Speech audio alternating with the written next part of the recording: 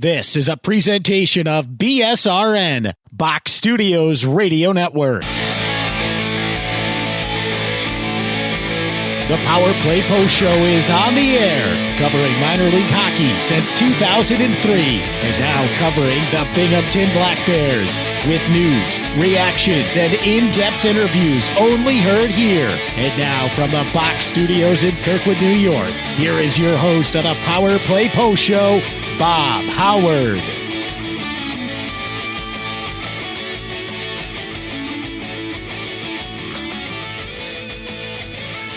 And hello, everybody. Welcome to another edition of the Power Play Post Show. This is the show for November 9th, 2023.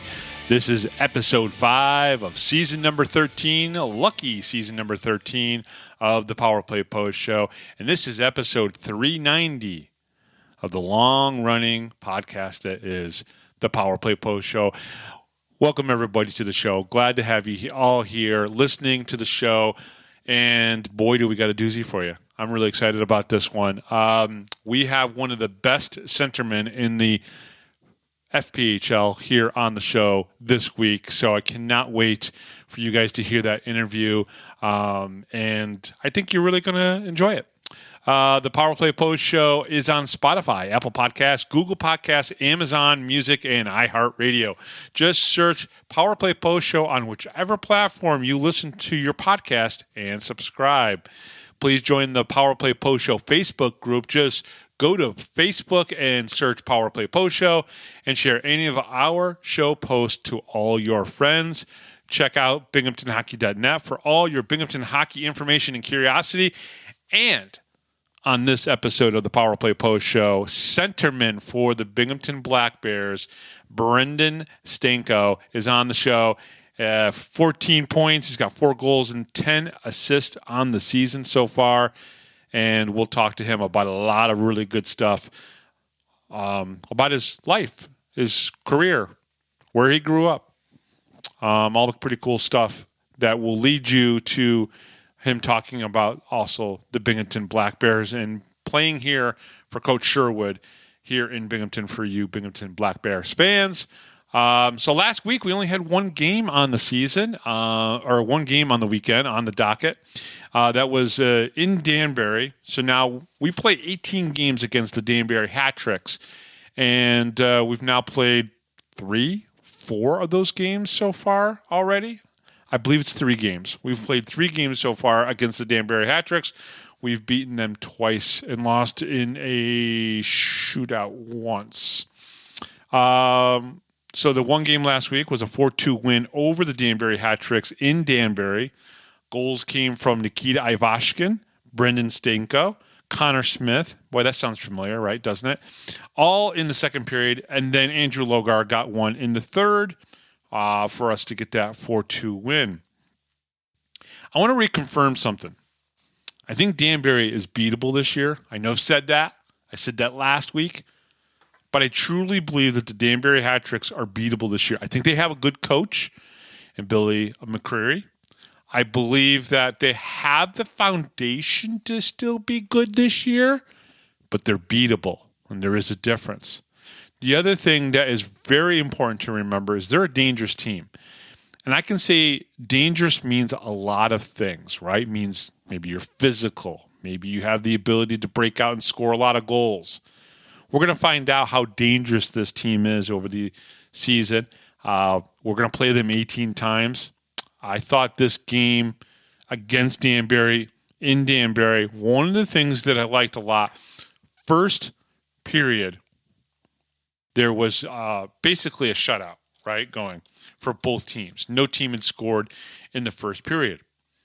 And why that's kind of like good is that I want to see Binghamton have more scoreless periods for the other team, right? It means the defense is doing what they're supposed to be doing. The overall team defense factor is coming to play. Right? You know, and in that first period, actually the first 2 periods, Danbury didn't score. I think that's a positive thing that you got to look at. Forget the fact that they scored 2 goals. That Sam Dabrowski scored a goal. Nick Nicolola scored a goal at the end of the game, an empty netter, right? So, no, well, not an empty netter. They had an extra attacker. They pulled their goalie. I think the important thing here is that Binghamton against Danbury held them 2 periods with no goals. I think that's a key factor in how good that Sam Levici was playing, how good the team defense was. In the second period, Nikita Ivashkin scored first at the 12:46 mark.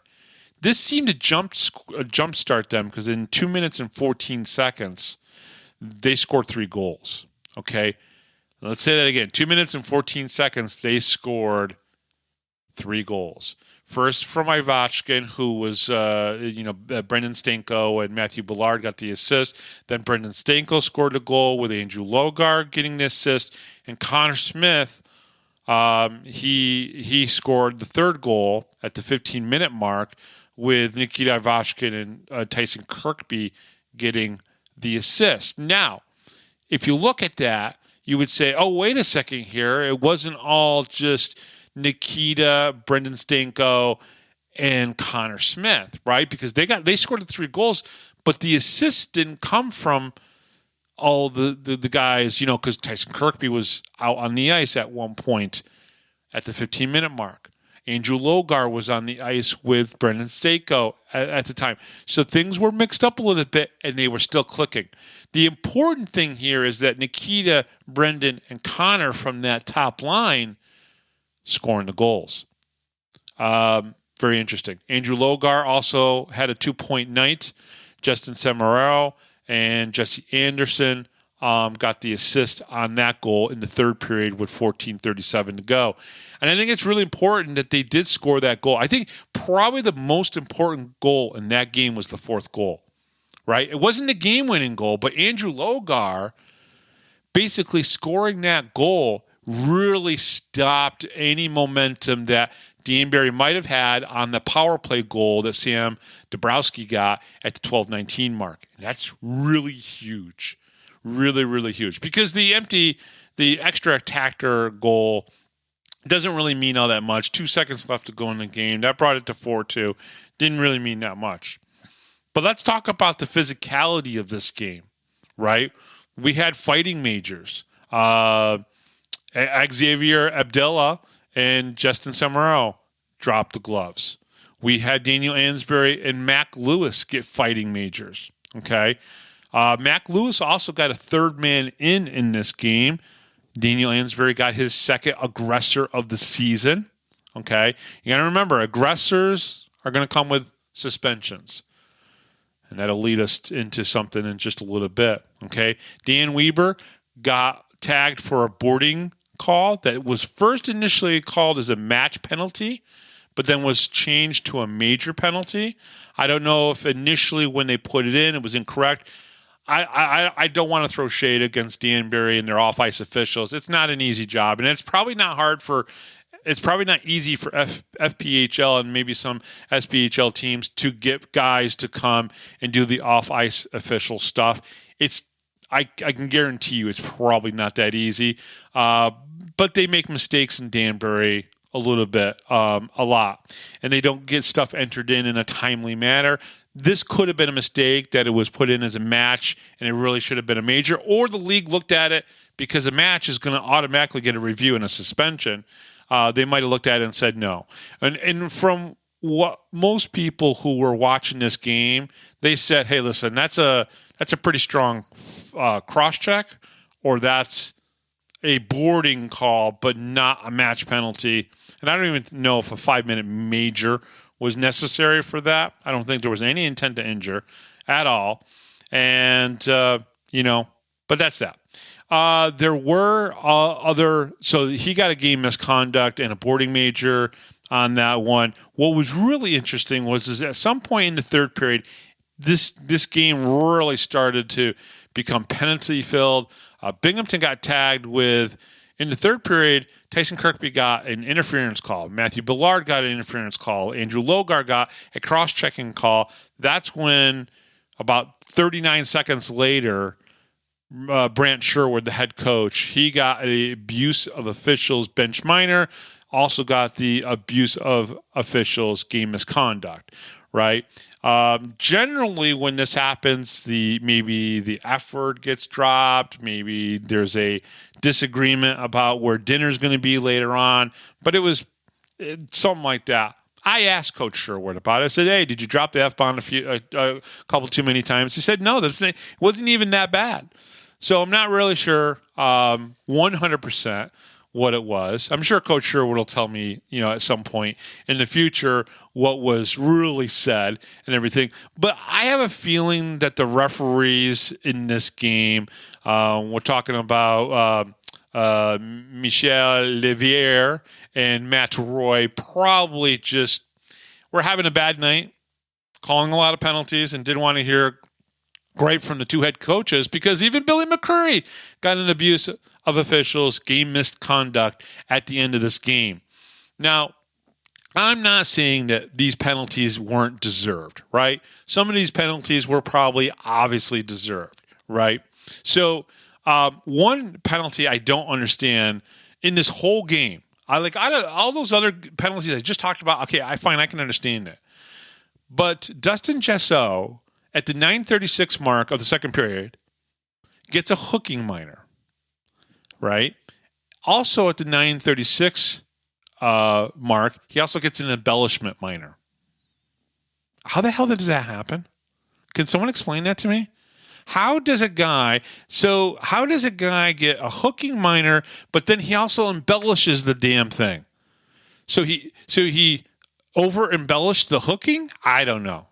Maybe there was something else that I'm missing here, but he got an embellishment and a hooking. So that one is beyond me. But either way, the two coaches also got that. I don't think this is the ugliest that we're going to see between these two teams. I have a feeling at some point there is going to be some really. First of all, Danbury really hates Dustin Jesseau for some reason. They really have it out for him, right? And I can't explain it, but but they just don't like him. So that's really what it comes down to. That's what that game was like. If you watched it on YouTube, you know what I'm talking about. The two teams combined for over 90 penalty minutes. Both coaches received game misconducts for the abuse officials, which led to fines. Both coaches, which the FPHL did announce on their website, which I'm liking, and I'll talk about those suspensions and fines here in just a second. Daniel Ansbury was assessed an aggressor penalty, and Mac Lewis a third man in. However, Ansbury was suspended and Mac Lewis was not. We'll talk about why that is here next. Okay, so Daniel Ansbury, Danbury Hat Trick Ansbury suspended. This is from the press release. I want to go through the press release and then talk about each individual thing here because this is all pertaining to that game on Saturday night in Danbury. Danbury forward Daniel Ansbury has been suspended for one game as a result from his actions during the FPHL Game 31 in Danbury, Connecticut on Saturday, November 4th. FPHL Director of Player Safety Dave Jackson stated, "This incident involves Mr. Ansbury punching an unwilling combatant who is bent over and making no attempt to engage in fisticuffs.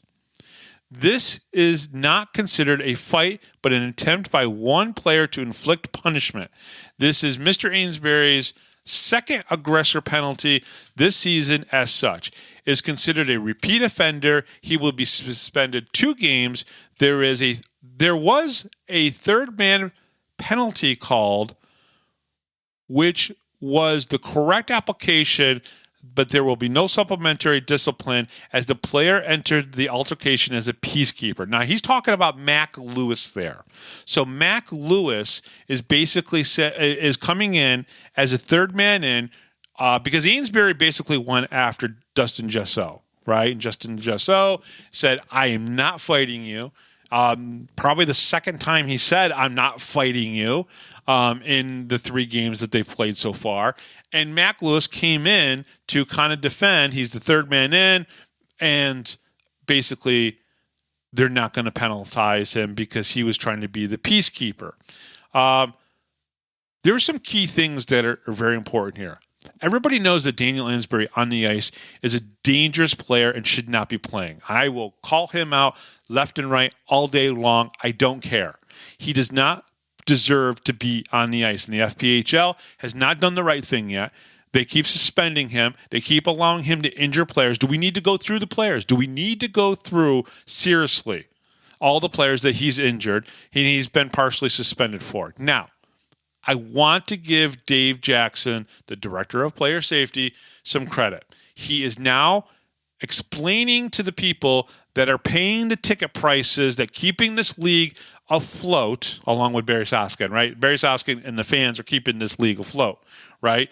They're explaining their reasonings for certain things, and they're letting us know. So that's good. I will give Dave Jackson that.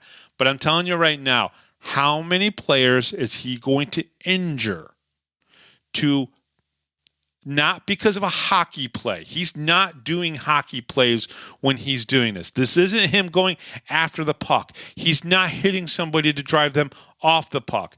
In some cases, he's using his elbows to hit people in the head or his shoulder and hitting somebody in the head. But they continue to let this person play. And what really pisses me off probably even more is that he goes on other podcasts and they make him out to be the nicest guy in the world. And you know what? Daniel Ansbury might be the nicest guy in the world. I wouldn't doubt it. I would probably say that, there's a good chance that he is a super nice guy. He does not belong professionally on the ice. It's that simple. And this is going to continue to happen until they kick him out of the league. So we'll see if they actually do that. All right, moving on. Binghamton Black Bears Sherwood is fined. Binghamton head coach Brent Sherwood has been fined an undisclosed amount as the result of his actions during the FPHL game, blah, blah, blah. We already know this, November. So this is what Dave Jackson had to say about Sherwood. Mr. Sherwood received a game misconduct for verbal abuse towards the officials midway through the third period. Although there will be many times that the coach and officials will disagree, it's imperative that the dialogue between them remain respectful. The league cannot and will not tolerate certain types of phrases or slurs that are generally offensive and demeaning. Listen, when I covered the American Hockey League for the 11 years that I did, I'm going to guess that they were saying the F word, they told them to F off, or whatever it might be. I haven't talked to Coach specifically about what he said, but I'm sure it wasn't great, and because he's frustrated. And again, let's talk about Bill McCurry. Same type of thing. Bill McCurry has been fined an undisclosed amount as a result of his actions from the FPHL game, 31, Danbury, blah, blah, blah. Okay, here's what Dave Jackson had to say. Mr. McCurry was assessed a game misconduct at the completion of the game, so the 20-minute mark of the third period, for verbal abuse directed at the officials. He was visibly displeased with something that had transpired during the game. This type of displeasure is better handled through the proper league channels, in other words, writing an email, blah, blah, blah, probably. Questions can be asked and answered, and an explanation can be given. The officials really have no recourse to punish a team when the behavior happens after the game ends, and we cannot simply tolerate abuse because the buzzer has sounded. Post-game verbal abuse is cumulative, and fines will increase for further incidents, which I'm sure it will happen.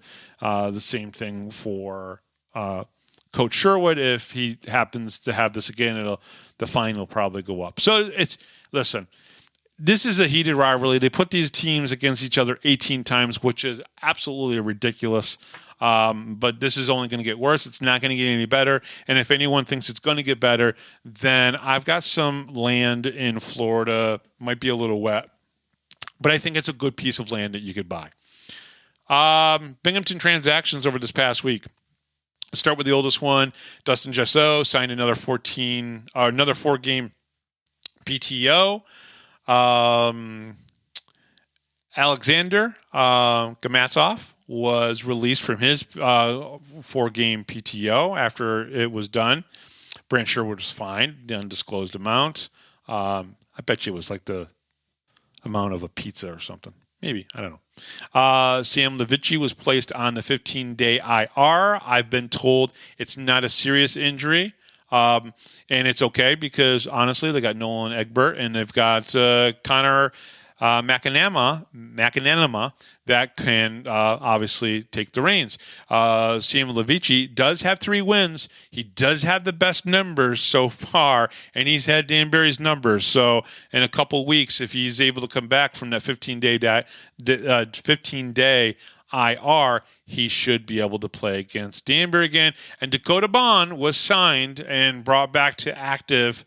So Dakota Bond will join the team. That'll be the 4th Adrian College teammate to be on Connor Smith, Brenden Stanko, Dakota Bond, and of course Dan Stone as well, all being from Adrian College, which, hey, speaking of Adrian College, we're going to be talking to one of those guys, Brenden Stanko, in just a little bit and everything. Again, pretty good team, club hockey, Adrian College. So we'll talk to Brenden Stanko about that in just a little bit. The FPHL, this is one that kind of just made my one eyebrow rise like Spock would in Star Trek. The FPHL realigns the divisions, though the season has already started. Yes, let's read that one more time. The FPHL has realigned the divisions through the season, though the season has already started. Motor City moves into the Empire Division. This makes sense. Binghamton plays Motor City 5 times, 2 home, 3 away. The Blue Ridge Bobcats move into the Continental Division. This too makes sense. Binghamton wasn't scheduled to play Blue Ridge this season. So there was a team actually in the division with Binghamton that Binghamton didn't play. That didn't make any sense, right? That doesn't make any sense. But it made sense that they moved it. So they make this change. And Binghamton's already played 7 games. I think Danbury's already played 8 games. And yet Blue Ridge, we're going to make this change now. That's just weird. What doesn't make sense is that Port Huron and Motor City, 46 miles apart from each other, are now in different divisions. If you're going to make the one change, just move both teams over into the... Now, again, Port Huron doesn't... Well, I think Port Huron and Binghamton only play 1 game. It's an away game in Port Huron. So, again, the schedule was whacked. The divisions didn't make sense in some cases. I mean, of course, most of the teams in the Empire Division made sense. Watertown, Elmira, Binghamton, Danbury. That made sense, right? Port Huron and Motor City... I realize it's a 12-hour drive to Detroit, or maybe it's a little bit less than that. Maybe it's a little bit more than that, depending on traffic and which way you go. But isn't that still better than Motor City in Port Huron going all the way down to Baton Rouge, Louisiana, or Mississippi? It doesn't. The way they scheduled this, it doesn't make sense. And now they're changing either way. I don't like the fact that they changed the divisions within the season, right? Nobody does that. No league does that. And they did that. That's one. Number 2, they should have done this beforehand. Everybody was talking about it. I don't think there's a person that has a media credential in this league that didn't mention it at some point on Facebook. Like, shouldn't they change Port Huron and put Blue Ridge and the Continental and, with Baton Rouge, and you got a nice little long line there? It just doesn't make sense. I don't know. Either way, I'm going to move on from that, but they did realign the division. So if it looks a little different when you go to the FPHL standings on their website, that's what they did. They announced it today. Nikita Ivashkin is now 9th in goals and 19th in points in Binghamton hockey history. So I know there's going to be a debate, and there's always going to be a debate, right? And that debate is going to be FPHL versus AHL, FPHL versus maybe the UHL, so on and so forth, right? especially when it comes to Binghamton hockey history. Okay, but when we look at the goals, I think in Binghamton, if you said the word Rod Bloomfield, people will be like one of the greatest Binghamton broom dusters there ever was. People love this guy. This guy was a hero. He scored 203 goals. Well, guess who else scored 203 goals in his career in Binghamton? Denny Amell. One played most of his career, 90% of his career was played in the North American Hockey League, which spawned Slapshot. And, I think there was a couple teams that did have affiliations that they worked with, AHL teams or NHL teams. So there was some sort of connection where the FPHL doesn't have that. They're really trying to build these connections and these relationships with the SPHL and even the ECHL, which they should, and they need to continue to work towards that, right? So Rod Bloomfield played mostly in the North American Hockey League. Never had an NHL contract ever in his lifetime. Denny Amell obviously did with Buffalo and Ottawa, had contracts that would allow him to play in the NHL, and he did for short periods of time. Both have 203 goals. Randy McGregor, also another duster and then a whaler, played a little bit in the North American Hockey League, and of course the AHL with the Whalers and the Dusters, 190 goals. He's third on the list. Chris Greenville from the Icemen is fourth in the list in Binghamton hockey history with 160 goals. Paul Fenton from the Whalers, Ross Yates, 120 and 102 goals, respectively. Those are our 100-plus goal scorers. That's 1 through 6. Josh Hennessy had 99 goals as a Binghamton Senator. Bob Sullivan, 98 goals with the Binghamton Whalers.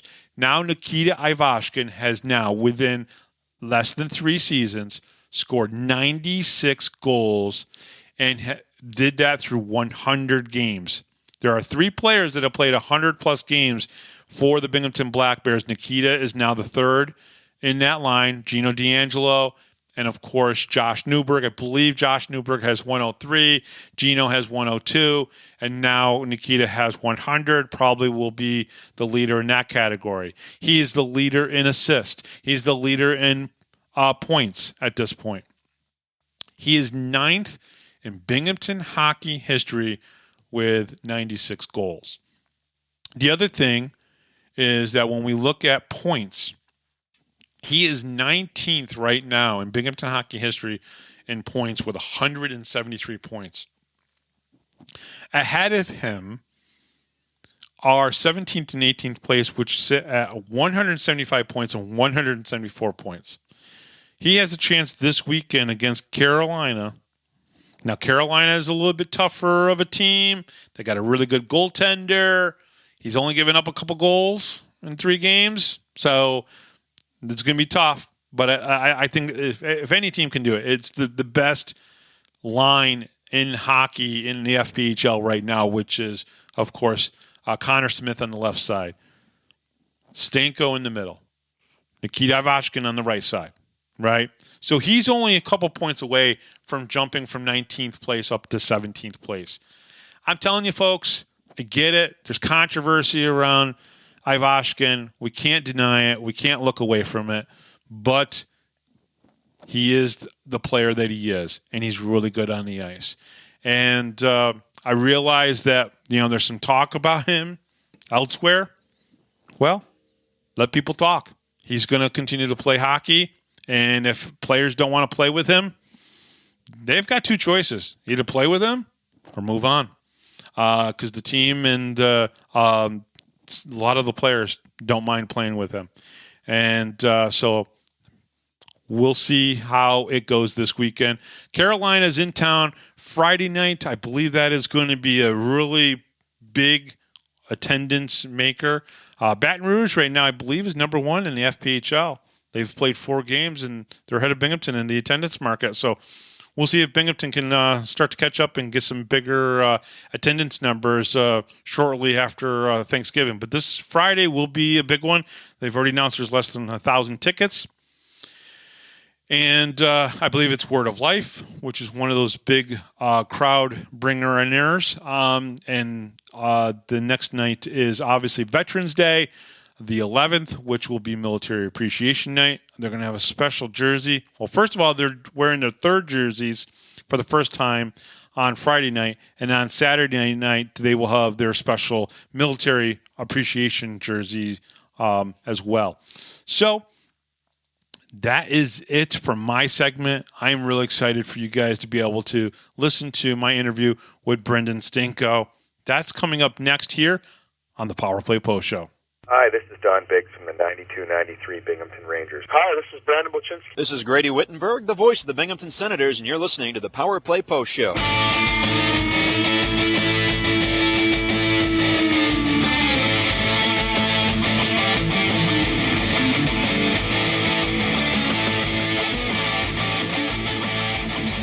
Here is another Power Play Post Show interview exclusive with Bob Howard. Welcome back, everybody, to the Power Play Post Show. I'm really excited to have this gentleman on. He is a Michigan native, and he's pretty much played most of his hockey career in Michigan, and now he's playing for the Binghamton Black Bears, and probably one of the best centermen right now in the Federal Prospects Hockey League, and he's on probably the best line in the FPHL as well, along with his teammate Connor Smith and, of course, Nita Kayavashkin.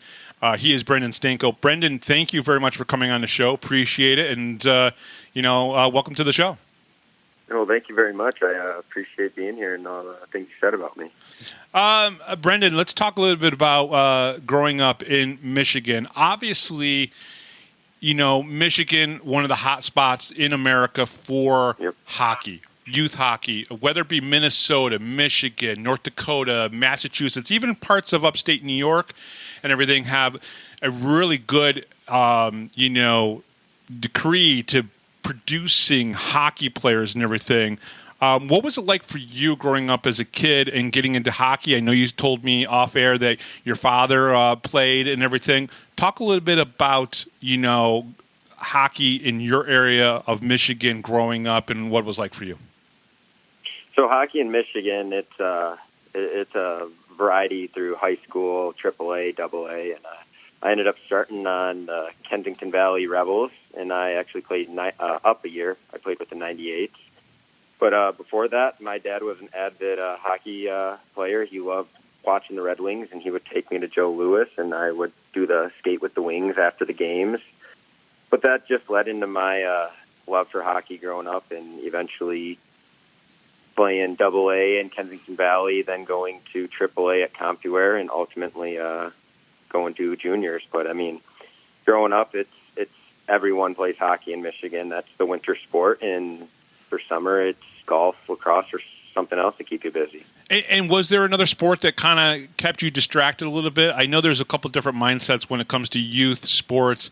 Some guys are like, nope, I am all one sport all the time. And then there are other mindsets of, nope, we're going to mix it up and, kind of work the muscles and the memory and stuff like that a different way and everything. What was it for you? Was it hockey all the way, or was there another sport that, got your interest as well? Oh, I was outside playing every sport when I could, but ultimately it was sticking to hockey. It was, don't injure yourself. You got a full season ahead of you. You got to be healthy. But, I always loved swinging the baseball bat, throwing the football at quarterback. But, at the end of the day, shooting those pucks in the driveway were the things that stuck with me and ultimately ended up making me love the game even more. So hockey's it. Hockey, I played soccer growing up in a youth league, but ever since that, it's been strictly hockey, eat, sleep, and breathe. And now I've said this multiple times, and I really think it's true. I think centermen are usually the smartest guys on the ice. When did you know that you had a hockey sense? Because centermen, when they're bringing the puck down, it's like a point guard in basketball, sometimes even a catcher in baseball, right? Some of the smartest people are catchers in baseball, and a lot of people don't realize that because they got the big ears and everything. But it's really the truth. When did the hockey sense really come come together for you? Was it a coach? Was it something that just kind of happened that everyone said, you know what, that's his position. That's where he should be playing? To be honest, growing up, I never really cared where I played as long as I was on the ice. Mm-hmm. But I believe it was my first year of AAA in 2011-12. I always liked being on the puck. I always liked being where the puck was. So if it was in the defensive zone, I was on the puck. If it was in the neutral zone, I was on the puck. Offensive zone, on the puck.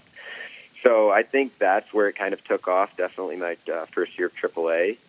But ultimately, I loved just shooting pucks, being on pucks. So it's like growing up, it was I'll go wherever. So was there a coach back then during your time in AAA that really kind of helped you progress your game even further? Oh yeah, all of them definitely did. From Kyle Krug to Mr. Jenkins to Mr. Baldrica. There's a handful of names off the top of my head that I'm missing right now. But even my father, he was always one that helped me, lead the way and show the ropes, and that ultimately made the player who I am. Now, when you made it to the NAHL and you were playing, obviously, with the Brookings Blizzard, that team, when I scanned up and down the roster a little bit, there are a lot of guys that are playing pro hockey now. Out of that, obviously, everybody knows, Cotter, who plays with the Las Vegas Golden Knights and everything. Talk a little bit about getting there for playing on that roster and everything. What was it like to be on? Now, of course, you don't know that any of you guys are going to make it, obviously, to the pros.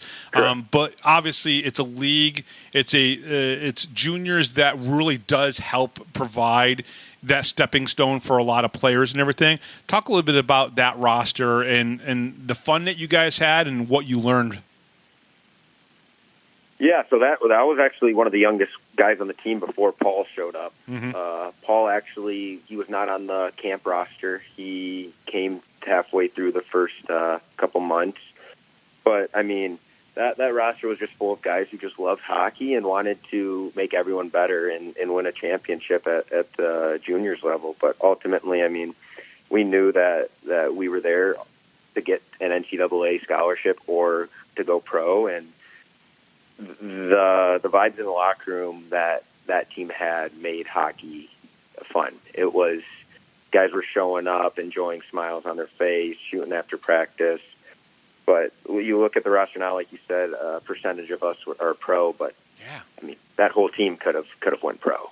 So I mean, it was a great team, and nothing bad to say about any of them. The coach Dan Daikawa and Andy Contois, love them to death still. So they're great coaches, and that team basically pushed everyone to where they're at right now. To let people know who don't know much about the North American Hockey League and what it does for players. What did it do for you, and what does it do for players that really helps them in the future? It helps them with their physicality. I played in the Central and the South. The South is one of the most toughest junior leagues out there. So if anyone wants to go watch a fun game down in the South at Amarillo or Odessa or Shreveport, those physicality games made me pick my head up a little more patient with the puck, and ultimately not feel like I have to make a play right away. The guys in the league, like you said, that ultimately went pro, they learned in that league that slowing down the game is the number one thing. And to do that, you have to have a high IQ and be able to play at a fast pace as well. I was just going to say, you talk about slowing down the pace of the game, or talk about slowing down the game so you can mentally grasp it and everything. But the speed of the game is such a change when you're going from AAA into that. And was that something that was easy for you to adapt to? Personally, that was not something I had an easy time adapting to. I didn't score my first goal until like 15 games in. So, yeah, it was a little of an adjustment, but ultimately once players got it, you saw them shine, and it was across the league. It wasn't just in Central or the South. It was the East and other divisions too. That just you could see guys were progressing and making huge impacts for their teams. Why Adrian College? Obviously, that takes you back, obviously up into Michigan and everything. But what was it about Adrian College that just appealed so much to you? So I actually was talking to Adam Krug in the NCAA Division III team there, and I was in Minnesota Wilderness in the NAHL. Mm-hmm. I got a pretty bad concussion, and ultimately said, I need a degree. I need to get schooling going. I need to get my life going. And Adrian, I actually did not know Adrian had a club program. Right. I just knew about the D3 program. And Coach Krug said, hey, we have got a great program here. Coach Gary Astalos, he's an amazing coach, amazing family guy. He will help you. And, I mean, I wasn't even on the roster. I practiced with them from February of 2018 until they won the national championship. They opened arms for me, and I felt at home before I was even on the team, in the school. It was just open arms from all of them. And you spent, obviously, 5 seasons with Adrian. And first of all, let me ask you this. What's your degree in? My undergrad is general business. General business administration. Gotcha. Is it going to involve anything in hockey when you're outside, when you're done with hockey, when you're done with the pro game and everything? Do you think you'll do anything business side of hockey, or is there a different type of business that you're interested in? Most definitely, I will stick around hockey, but there is also a part of me that wants to do what my father did and venture off into a different realm. He owned an ice cream shop and a fudge company down in Florida. So it's retirement, but it's not retirement. So totally get it. Well, nowadays, athletes, they can retire at the age of 30 sometimes, but it really does depend on everything. So, Adrian College, obviously 5 years there. We Yep. A lot of the people listening already know Dakota Bond, Connor Smith. There are guys that that Coach Sherwood is really. I mean, he's looking at Adrian College as, listen, this is a league, this is a team, this is an organization that's producing really good hockey players, right? And probably good people as well. And that's kind of part of what he's probably looking for. But there are 4 of you now playing for the Binghamton Black Bears from Adrian. So tell me about Adrian College. Tell me about its culture. Why has Coach Sherwood kind of really clung, because he loves the SUNYAC kids as well and everything. Correct. And whatnot. So, but Adrian College, tell us a little bit about Adrian College. Adrian College is, if you think of it as a junior program, or not a junior, ACHA club program, you're mistaken. It's a Division III. It's a Division III club program. We have guys that know that they work their bag off and they deserve to be at a higher place, but sometimes you have to follow your path, and in your path comes the club, but the culture's there. It's we too deep. It means that if you're quote-unquote the first forward and quote-unquote the 12th forward, we can interflop you and still play our best game. We have the cultures love each other, ELE, everyone loves everyone. Accountability, everyone holds each other accountable for missing practice, missing workouts, small things like that. Gary Astalos, he's been the head coach for about, I think this is 8th season now. Mm-hmm. He runs it like a pro program. You're there early for practice. You're hitting the gym every day. You're doing your spins. We're doing film. You have to have 3 sticks taped ready for every single game. You have to dress with class, respect. You carry each team. We have 7 different teams at Adrian. Each team has their different logo. You carry that crest with pride, and you represent it. So the culture there is like any other NCAA team, any other pro team. It's respect and accountability. So.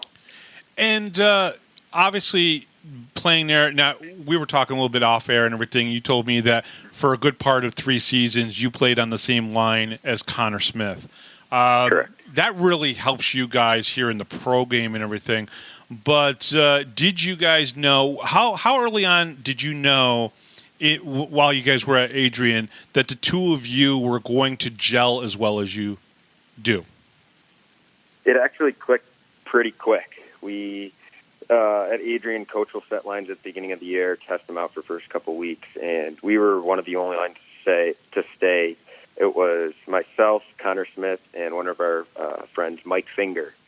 He was the small guy on the line who would buzz around, and that really helped us gel together because, like you said, Nikita would read off of us, or we were talking off air, Nikita would read off of us and know where to be. That's how this Mike Finger was. He would read off of us where we would be able to interchange with each other and then find our third guy back door.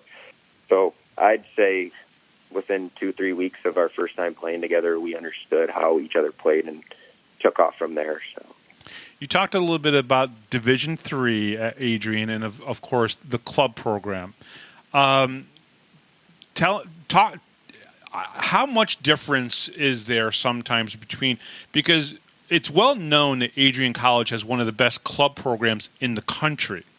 And, there's a lot of schools that just don't put enough resources into taking club programs and making them varsity programs, so they could be D1, D2 and everything. Sure.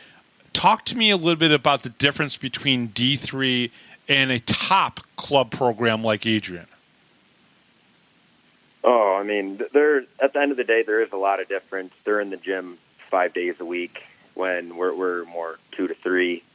They play the body a lot harder. They're a lot faster, but I mean, but there's skill at that club level, right? I mean, there's really, I mean, when I look at Connor Smith and I see the skill level that he has, it makes me wonder, because I just really, I mean, and we just saw Binghamton University, their club program just had a really great year this past year and everything. Correct. And but there are a lot of good players that will play at Adrian that will never play hockey again, even though they're very good players, because, life just takes you in different directions and everything. But to me, it seems like a very good club program like Adrian could probably compete a little bit with with maybe a couple different pieces here and there. Of course, that's just kind of normal in the sports world. Correct. With I don't want to just automatically go to Division I, but or at least a Division II or Division III school. And of course, Adrian has a Division III program too. Yes, our Division III program at Adrian has been incredible since I've been there. They should have won it multiple times and unfortunately fell short, but they got one 2 seasons ago, and they fell short in the finals again. So, I mean, they're a top Division I school or Division III hockey program. And when you look at our club team, we're there, but like you said, there's still those pieces, those fundamentals that we need. ACHA has played Division III and Division I. Yeah. And the Division I teams have, unfortunately, putting a spanking on the club guys, but, respectively, that's what they should be doing. Right. When we played the D3 programs, it's a little closer. Some teams win, some teams don't. So ultimately, at the end of the day, all programs at D3 are good. All top club ACHA programs can give a run for some D3 schools. So. Talk a little bit about either the phone call, either that you made or that Coach Sherwood made to bring you to Binghamton. What was that conversation like? So there was no original conversation between Coach Sherwood and I. I actually texted a former goalie at Adrian, Austin Rodebush, who plays in the SPHL for Roanoke Ralliart Dogs. Yep. And he knew that Sherwood was the coach of the Black Bears at the time, and he said, I'll get your contact to Sherwood. And luckily, they were playing in Motor City that night, or that weekend, when we were in contact with him. And he said, why don't you come on down, take a peek at the game? And I said, I got a buddy who would also like to make the jump, that being Connor Smith. And wait. So you brought Connor to the team. So you're kind of responsible for bringing Cowboy in. Okay. Yeah, so he did sign before me. Mm-hmm. I had some personal issues with family back home that Sure. I had to stay back with. But I was going to drive out with Connor, but I gave him, go ahead, do your thing, go out there, help the team get a playoff push, and that's what he did. But going back to Motor City, yeah, we drove from Adrian up to Motor City, or Fraser, and we got to see Coach Sherwood. I did not realize he was that young, so out comes him. He's got his pea coat on, all smiley, but he was all giddy because Connor he had his big cowboy hat on, big cowboy boots, and right then and there, Sherwood said it's a done deal. That's funny. And so, okay, so the two of you guys meet with Sherwood. You guys talk. Obviously, you guys like to. You come in and you get a few assists in the last 5 games of the season and everything. I think Connor had like 8 or 9 points himself and everything. Yeah. Was it an easy re-sign for the both of you to come into Binghamton this year for the 23-24 season? Was it an easy decision to go, okay, yeah, this is where we want to be at this arena, with Coach Sherwood? Yes. Right away, yes. Sherwood, he brings a different energy to the locker room than most coaches do, and that's something I have loved since I've been here. The way he coaches makes hockey even more fun, makes more electric. I'm one of the guys who will always come to the rink with a smile on your face, cheery. I'll be yelling on the ice, so that just goes along with the facilities. The number one thing was Sherwood, his understanding of how to coach a team and be a player's coach, which really, really helped me want to come back. Yeah, well, when we talk about the facilities, obviously the Broome County Veterans Memorial Arena, it's about 50-plus years old now, and they've done some renovations to it and everything. But with some of the venues that you guys go and play at, say Watertown, smaller community rink, Delaware last year was a smaller community-type rink and everything.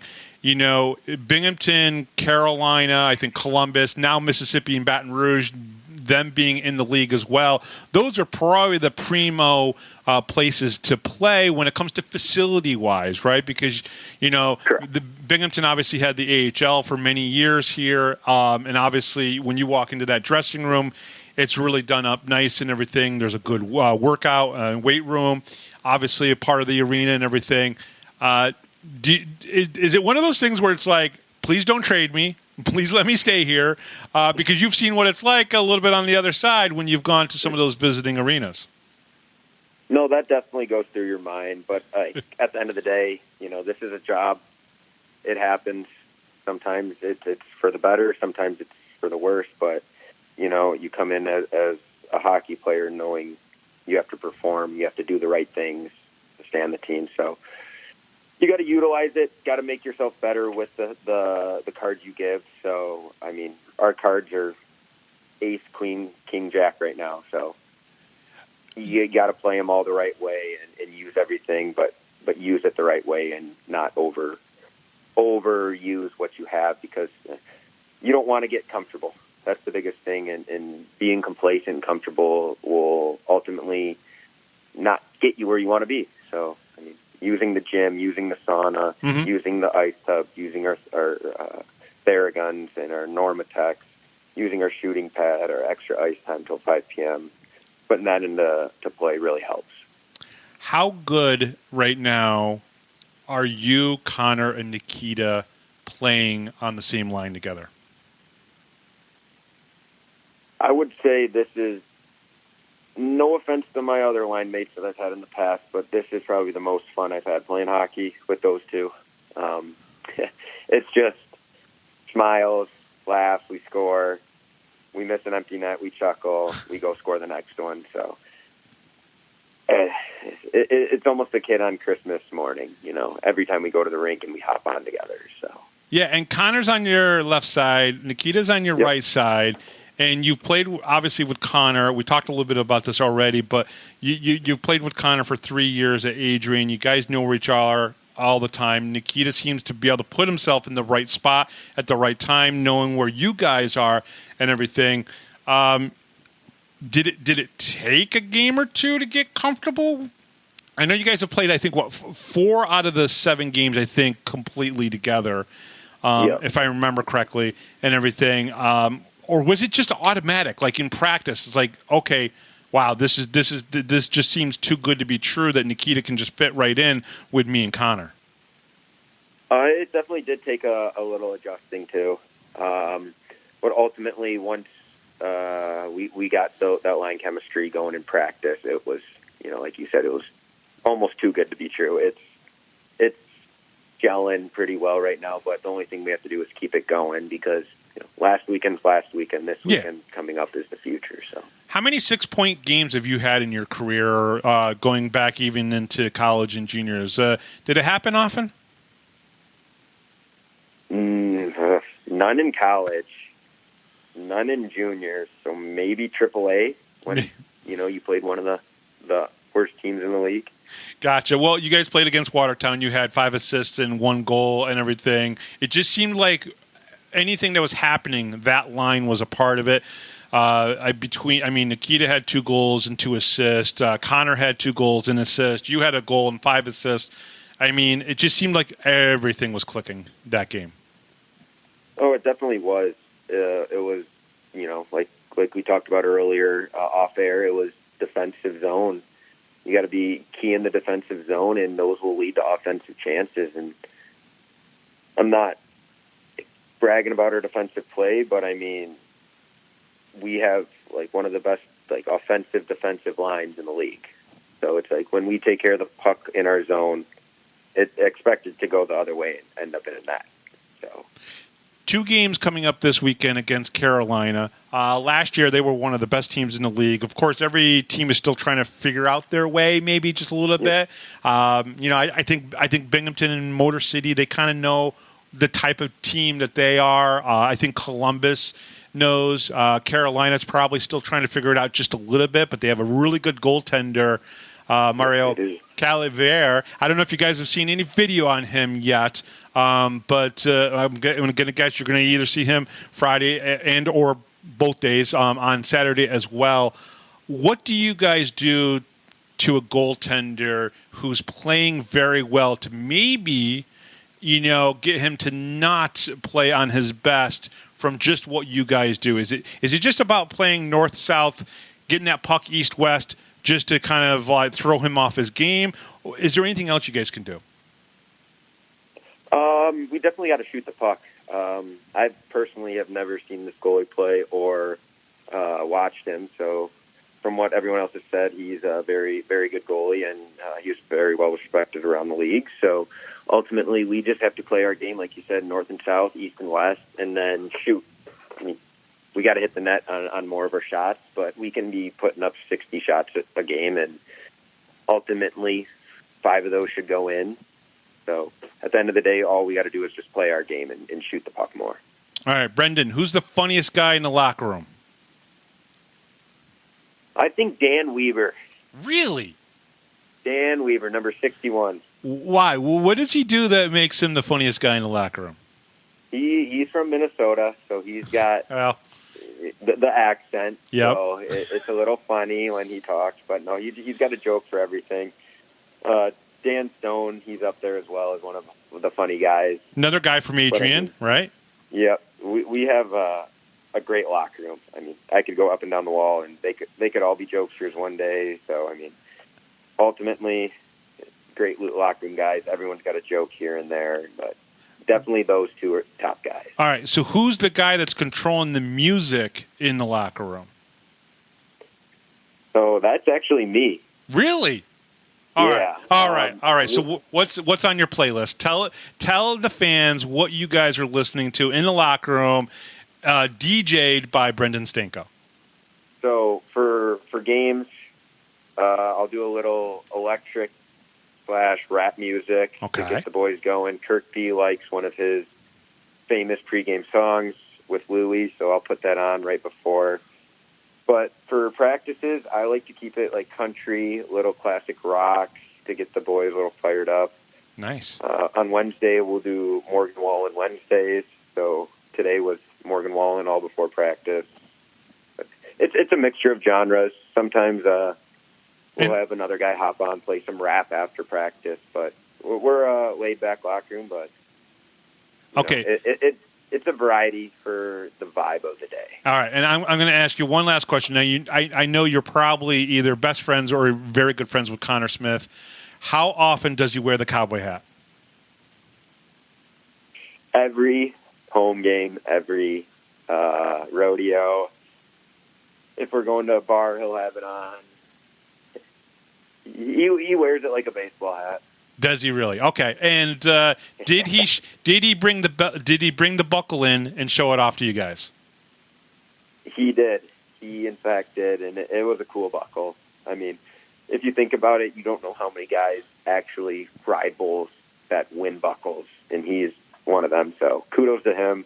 He's been trying for a long time, and it's very cool to see him bring it home. No, it's great, and it's honestly, it's a really neat thing to see, because a lot of times when you kind of follow hockey players and whatnot, the one thing that you don't get to do is really learn a lot about them. And you learn a lot about a player when you find out that, oh, he's a real cowboy. Because when everybody was calling him the cowboy, Connor Smith, I thought it was because he was a good shooter in hockey, right? He's a cowboy, boom, boom, boom, boom, and everything. And then he shows up with a buckle, and it's just like, okay, this is a little bit different, and this is pretty cool and everything, So, Brenden, thank you very much for coming on. We really appreciate talking to you and getting to know you a little bit. Good luck the rest of the season, and let's hope the Black Bears just mow everybody down.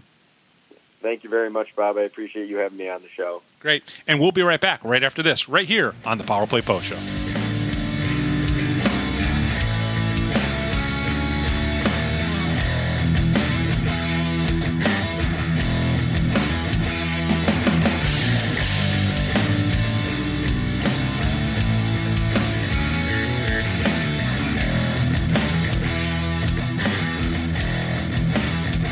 If you're a Binghamton hockey fan, then you need to check out binghamtonhockey.net for all your news, stats, information, the Binghamton Hockey Hall of Fame, top 10 lists, profiles, and so much more. That's binghamtonhockey.net.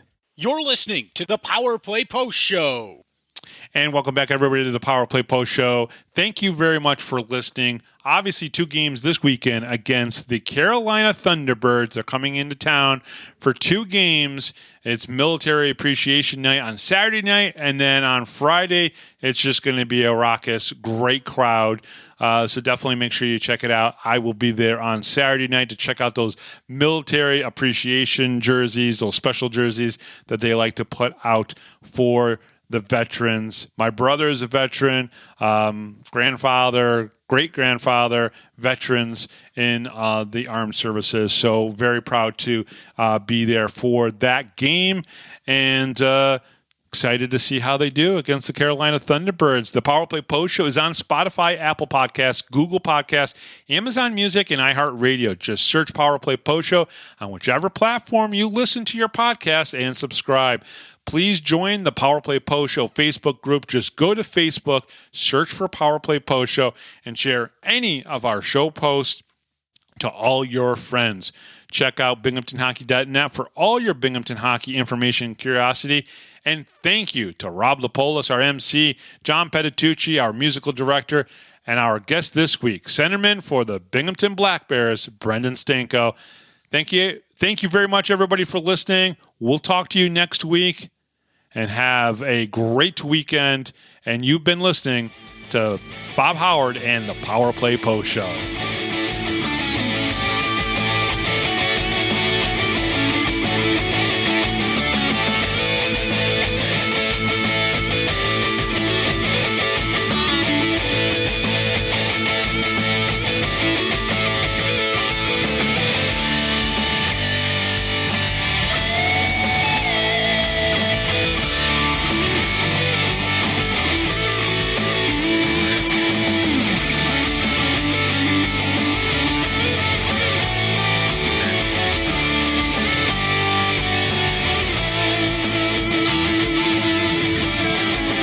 Thanks for listening to this edition of the Power Play Post Show. Be sure to tune in next week to the Box Studios Radio Network for all the latest Black Bears news and interviews from around minor league hockey. The Power Play Post Show would like to thank John Patitucci for all the music you hear on the show. You've been listening to the Power Play Post Show.